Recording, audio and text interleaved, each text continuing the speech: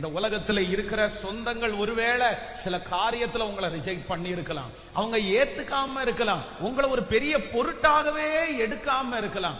ஆனா அப்பா இன்னைக்கு வாக்கு கொடுக்கிறார், நான் உன்னை தெரிந்து கொண்டேன், நான் உன்னை தெரிந்து கொண்டேன்.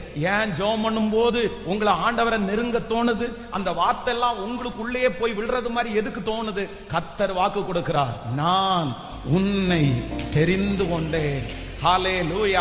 உலகத்துல செலக்ட் ஆகாததை குறிச்சு நம்ம வருத்தப்பட வேண்டிய அவசியம் இல்லை. குடும்பத்துல இருக்கிற ஆட்கள் நம்மள தனியா கொடுக்காததுனால நம்ம கவலைப்பட வேண்டிய அவசியம் இல்லை. நான் நம்புறேன், உலகமே எதிர்த்து நின்றாலும், சொந்தங்கள் எல்லாம் எதிர்த்து நின்றாலும், கர்த்தர் வாக்கு கொடுக்கிறார், நான் உன்னை தெரிந்து கொண்டேன். நம்புறவங்க கரங்களை தட்டி முழு பலத்தோடு, நீர் எங்களை தெரிந்து கொண்டதற்காக நன்றி.